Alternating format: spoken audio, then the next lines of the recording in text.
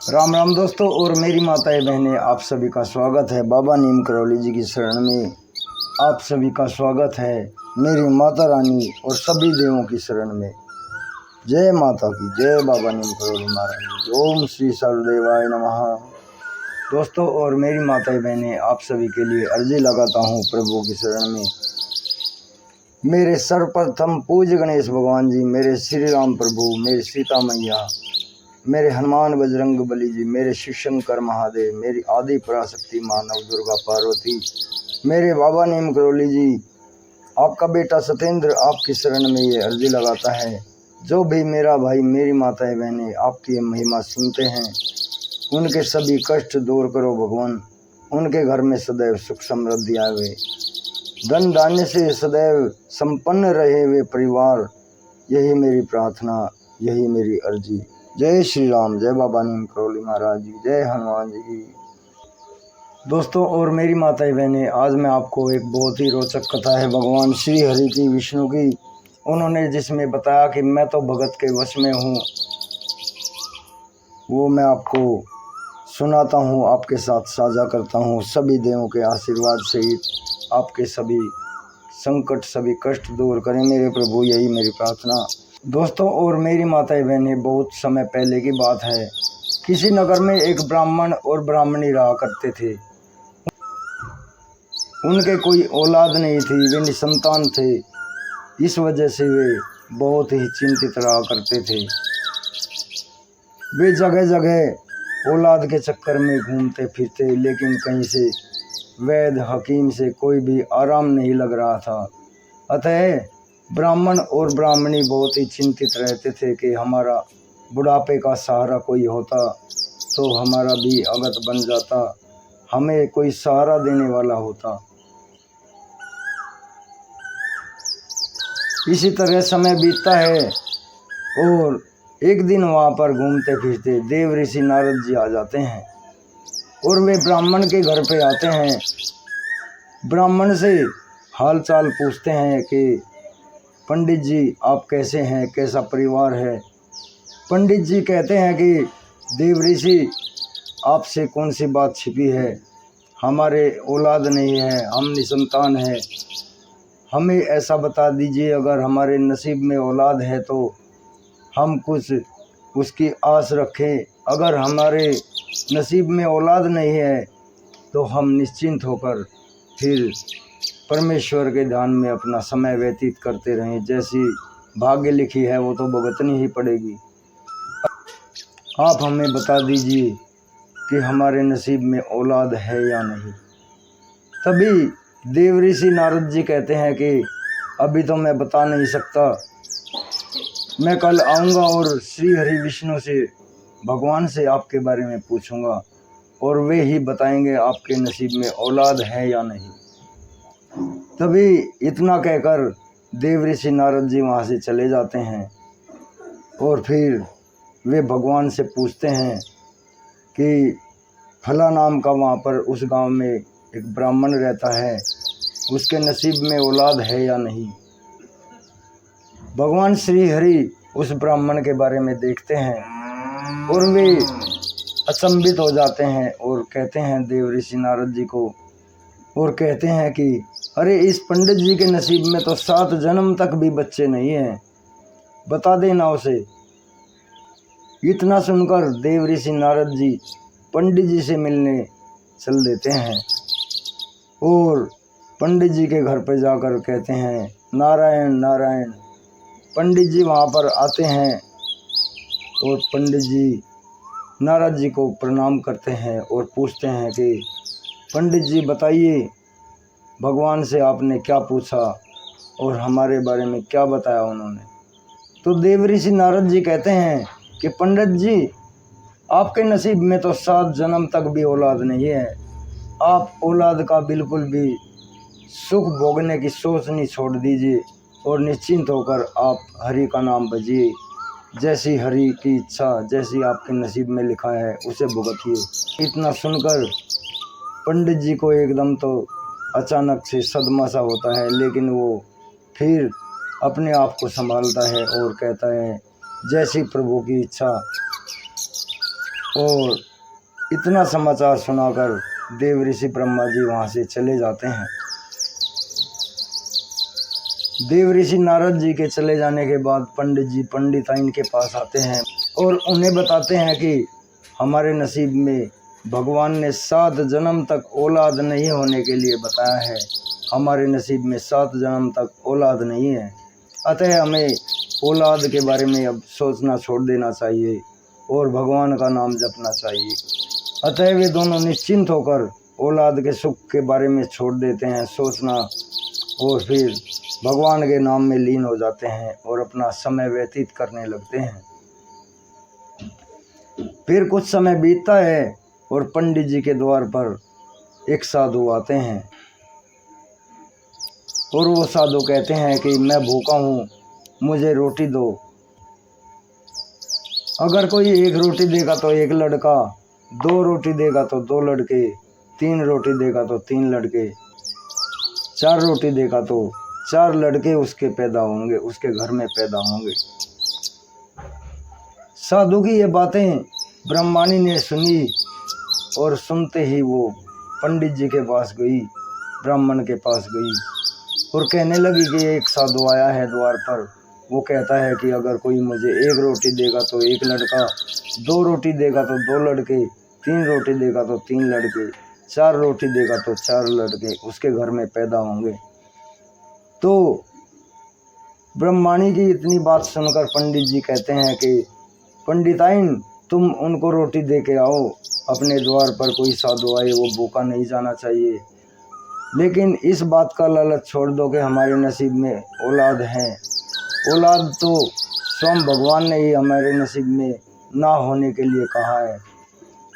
तभी ब्रह्माणी 4 रोटी लेकर साधु के पास आती है और साधु 4 रोटी लेकर खाता है और उन्हें आशीर्वाद दे जाता है कि तुम्हारे घर में 4 बेटे पैदा होंगे।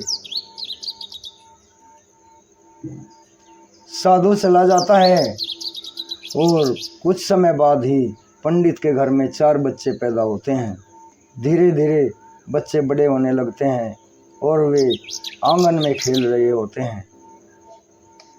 तभी एक दिन देव ऋषि नारद जी वहाँ पर आते हैं नारायण जपते हुए और ब्राह्मण के घर में 4 बच्चों को खेलते हुए देखते हैं। तो वे इधर उधर आसपास में मोहल्ले में पूछते हैं कि अरे ये बच्चे किसके हैं भैया। तो सभी आसपास वाले लोग कहते हैं कि ये पंडित जी के 4 बच्चे हैं, किसी साधु के आशीर्वाद से उन्हें पैदा हुए हैं। इतना सुनकर देव ऋषि नारद जी आग बबूला हो जाते हैं भगवान जी के ऊपर और भगवान जी ने मुझे तो बहका दिया, ये कह दिया कि ब्राह्मण के नसीब में 7 जन्म तक बच्चे नहीं हैं, लेकिन अब 4 बच्चे कहाँ से उनके नसीब में आए। और वे चल देते हैं भगवान से मिलने, जवाब लेने के लिए। भगवान तो अंतर्यामी है श्री हरि, वे जान लेते हैं कि नारद जी आ रहे हैं और अब इस बात का वे सवाल जरूर करेंगे। तभी भगवान बहाना ढूंढते हैं और देव ऋषि नारद जी के जाने से पहले ही बीमारी का बहाना बना लेते हैं। नारद जी वहाँ पर प्रवेश करते हैं और भगवान अपना आपा खो बैठते हैं और कहते हैं हाय मरा, हाय मरा, हाय मरा, हाय मरा। देव ऋषि ऐसा हाल देखकर सब कुछ भूल जाते हैं और भगवान जी से कहते हैं प्रभु क्या बात हुई, क्या बात हुई प्रभु, मुझे बताइए। तभी प्रभु कहते हैं कि नारद जी मेरे हृदय में, मेरे कलेजे में दर्द हो रहा है और ये दर्द ऐसे मिटने वाला नहीं है। इस दर्द को मिटाने के लिए किसी के कलेजे का खून चाहिए, उसी से ये दर्द मिटेगा। तभी नारद जी कहते हैं कि प्रभु मैं लेकर आता हूँ। और नारद जी वहाँ से एक चाकू और एक कटोरा उठा लेते हैं और चल देते हैं किसी के कलेजे का खून लेने के लिए, ढूंढने के लिए किसी को कोई दे दे प्रभु की बीमारी के लिए, बीमारी का हल हो जाए और वे तीनों लोकों में घूमते हैं। सभी मना कर देते हैं कि जिसकी तरफ भी जाते हैं कि अरे भाई प्रभु को बहुत तेज दर्द है कलेजे में और किसी के कलेजे का खून चाहिए। जिसके पास भी जाते हैं वही हड़का देता है, वही धमका देता है, कहता है कि अरे पागल, कौन अपने कलेजे का खून देगा। इसी तरह वे तीनों लोकों में घूमकर नारद जी निराश होकर एक जंगल से गुजर रहे थे और कटोरा और छुरी हाथ में थी और सोच रहे थे प्रभु की बीमारी का क्या होगा, कलेजे में दर्द है और मैं वापस खाली जाऊंगा। तभी एक झाड़ी के पीछे से एक आवाज़ आती है। कोई बूढ़ा आदमी कररा रहा है और भगवान को पुकार रहा है, श्री हरि को पुकार रहा है।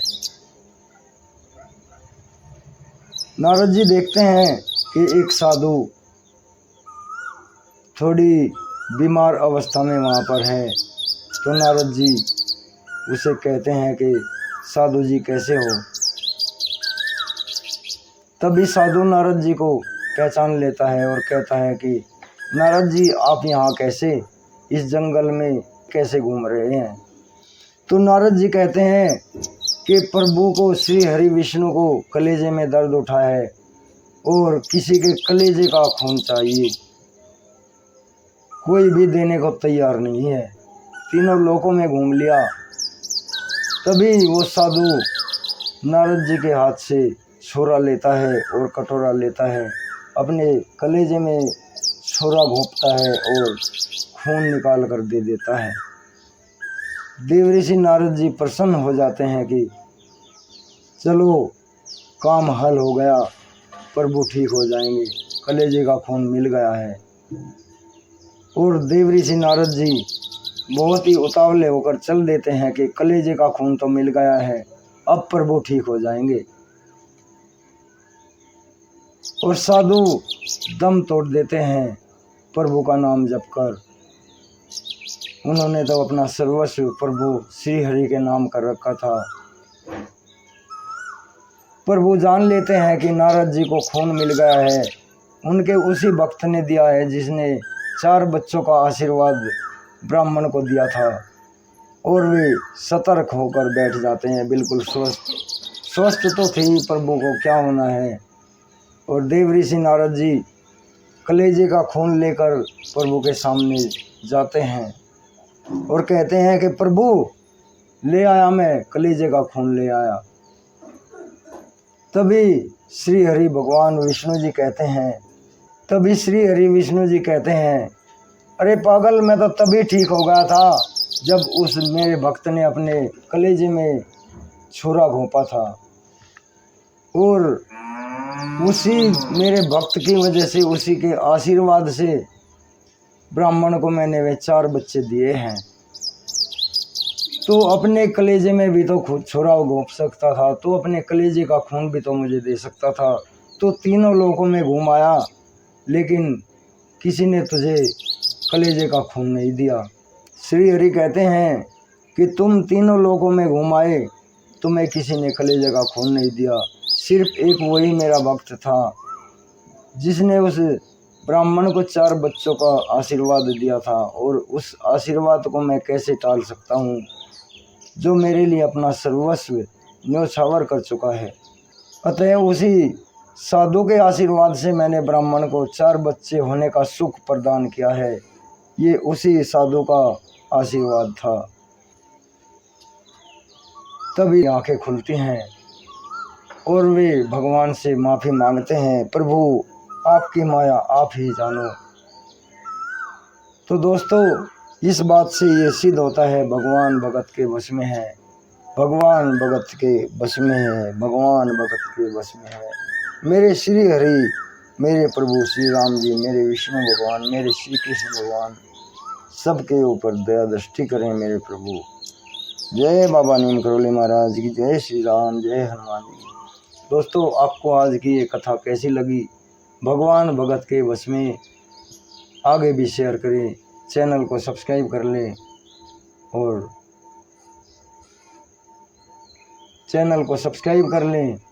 और बाबा नीम करौली जी का और उनकी चैनल को सब्सक्राइब कर ले और बाबा नीम करौली जी की अपार कृपा का आनंद उठाते रहें। अभी आज्ञा लेता हूँ। जय बाबा नीम करौली महाराज जी की, जय श्री राम, जय हनुमान जी की, जय श्री हरि प्रभु।